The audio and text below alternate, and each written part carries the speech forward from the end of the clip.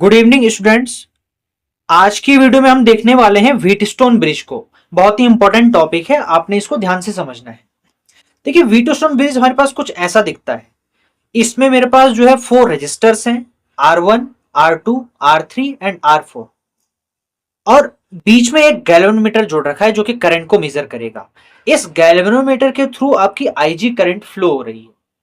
इस पूरे सिस्टम को मैंने एक पोटेंशियल डिफरेंस दे रखा है, एक बैटरी से कनेक्ट कर रखा है, जिस बैटरी का जो ईएमएफ है दैट इज ई। अब देखिए, होता क्या है ना कि हम इसमें एक इसकी पार्टिकुलर कंडीशन को डिस्कस करेंगे जिसको हम बोलते हैं balancing condition of Wheatstone bridge. देखिए, बैलेंसिंग कंडीशन में क्या होता है कि जो करंट होती है through this galvanometer which is IG, ये आपकी जीरो हो जाती है। यानी व्हीटस्टोन की बैलेंसिंग कंडीशन में गैल्वेनोमीटर के थ्रू जो करंट फ्लो होती है वो जीरो हो जाती है, यानी कोई करंट फ्लो नहीं करती गैल्वेनोमीटर में जब व्हीटस्टोन मेरा बैलेंसिंग कंडीशन में आ जाता है। अब उस कंडीशन में इन चारों रजिस्टर्स के बीच एक रिलेशन निकल करके आता है। उसी रिलेशन को हम इस वीडियो में जो है डिराइव करने जा रहे हैं। तो आइए समझते हैं। तो in balance condition of Wheatstone bridge IG is equal to zero, ये हम देख चुके हैं। एट दिस कंडीशन, अब इस कंडीशन में होगा क्या कि मान लीजिए इस बैटरी के थ्रू आई करंट फ्लो हो रही है आपकी। अब यहां पर एक जंक्शन है। जंक्शन हम लास्ट वीडियो में हम देख चुके हैं। जंक्शन क्या होता है?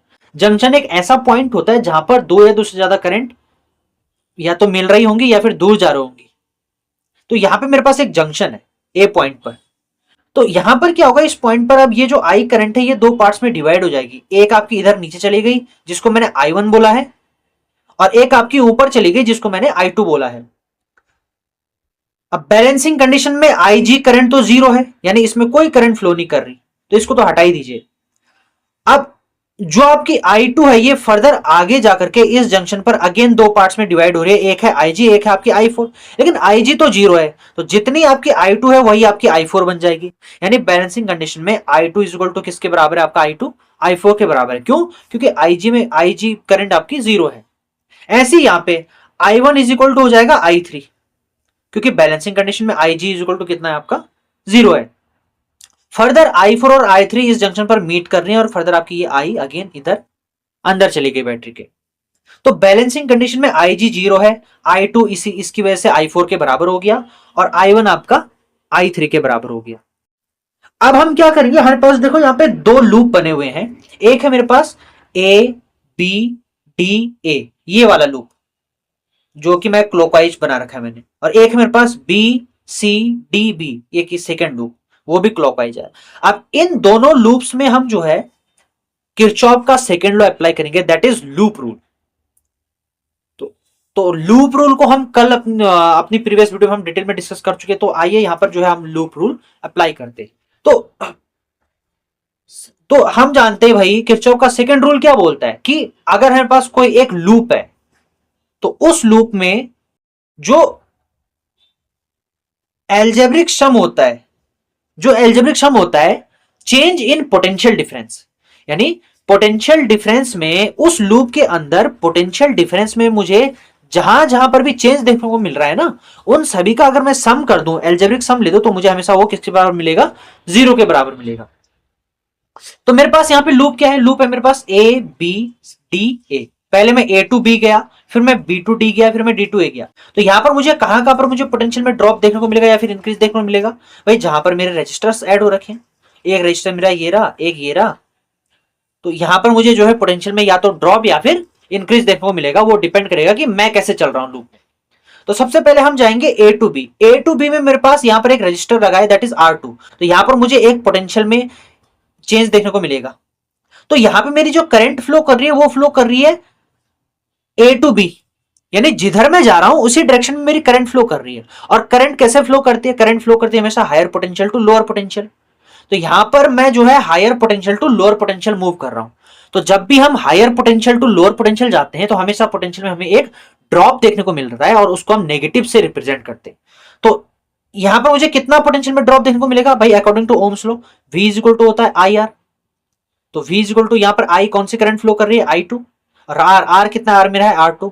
तो इतना मुझे यहां पर पोटेंशियल में ड्रॉप देखने को मिलेगा, तो इसको मैं यहां पे नेगेटिव विद नेगेटिव साइन यहां पे लिख दूंगा, दैट इज नेगेटिव I2R2। तो ए टू बी में मेरी कहानी पूरी हो गई। अब आइए अब बी टू डी, अब हम आ रहे हैं लूप में बी टू डी की तरफ। तो बी टू डी में मुझे कहीं पर भी कोई पोटेंशियल में ड्रॉप देखने को या फिर इंक्रीज देखने को नहीं मिलेगा। क्यों? क्योंकि ना यहां पर कोई बैटरी है ना कोई रजिस्टर है, तो बी टू डी में कोई ड्रॉप नहीं, कोई चेंज नहीं। अब हम आएंगे D to A. D to A में मेरे पास यहां पर एक रजिस्टर लगा हुआ है, तो यहां पर एक पोटेंशियल में चेंज देखने को मिलेगा कि है ना। तो यहां पर देखिए आपकी जो I1 करंट है वो ए टू डी फ्लो कर रही है, और हम उल्टा जा रहे हैं, हम जा रहे हैं डी टू ए। करंट तो फ्लो करती है higher potential to lower potential, तो करंट जा रही है आपकी हायर टू लोअर, लेकिन हम उल्टा जा रहे हैं, हम जा रहे हैं लोअर टू हायर पोटेंशियल। तो यहां पर आपको पोटेंशियल में इंक्रीज देखने को मिलेगा। तो इसको यहां पर जो पोटेंशियल में जो चेंज होगा उसको हम पॉजिटिव साइन से इंडिकेट करेंगे, और वो मेरा होगा I1 R1 के बराबर अकॉर्डिंग टू ओम्स लॉ। और ये इन दोनों का जो एल्जेब्रिक सम है वो आपका 0 के बराबर है।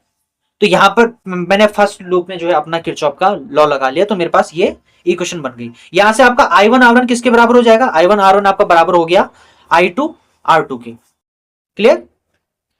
अब आइए अब हम बात करते हैं सेकेंड लूप की। सेकेंड लूप है मेरे पास बी सी डी बी। यहां पर भी हम अगेन किरचॉफ का सेकेंड रूल अप्लाई करेंगे। तो यहां पर देखिए मुझे सबसे पहले मैं बी टू सी जा रहा हूं, तो जब मैं बी टू सी जा रहा हूं तो यहां पर एक रजिस्टर लगा हुआ है, तो यहां पर मुझे पोटेंशियल में चेंज देखने को मिलेगा। कितना भाई? I4 R4। अब नेगेटिव होगा या पॉजिटिव होगा? देखिए जिस डायरेक्शन में करंट है उधर ही मैं जा रहा हूं, तो करंट आपके हायर टू लोअर जाते हैं, तो मैं भी हायर टू लोअर पोटेंशियल जा रहा हूं, तो पोटेंशियल में ड्रॉप देखने को मिलेगा। तो नेगेटिव में हम इस पोटेंशियल को रिप्रेजेंट करेंगे, दैट इज माइनस का I4 R4। फिर हम जा रहे हैं C to D. C to D में हम देखो करंट के अपोजिट में जा रहे हैं, I3 आपकी इधर फ्लो कर रही है, हम उल्टा जा रहे हैं। करंट आपकी हायर टू लोअर जा रही है, हम लोअर टू हायर आ रहे हैं, तो पोटेंशियल में हमें इंक्रीज देखने को मिलेगा। कितना? I3 R3। तो इसे हम प्लस साइन से इंडिकेट करेंगे I3 R3, और ये आपका बराबर हो जाएगा 0 के। ठीक है, तो यहां से हम लिख सकते हैं I3 R3 is equal to I4 R4।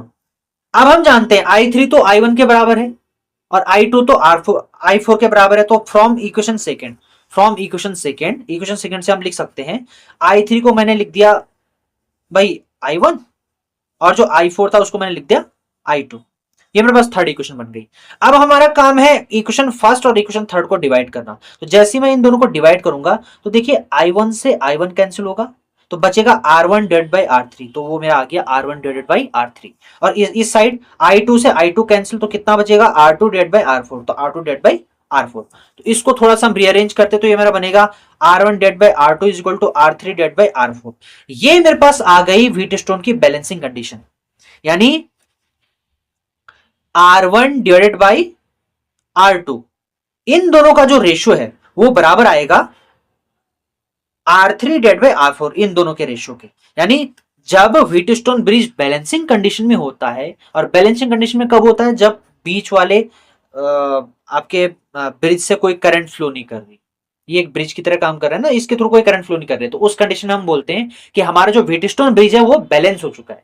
तो उस कंडीशन में जो ये रेशियो होता है इन रजिस्टर्स का, इसका इसके साथ, इसका इसके साथ, वो हमेशा इक्वल होता है। यही व्हीटस्टोन की बैलेंसिंग कंडीशन है। इस कंडीशन का हम यूज करेंगे अपने न्यूमेरिकल्स को सॉल्व करने के लिए। बहुत ही अच्छे अच्छे न्यूमेरिकल्स आपके एग्जाम्स में, कॉम्पिटिटिव एग्जाम्स में पूछे जाते हैं, इनको हम अभी सॉल्व करेंगे।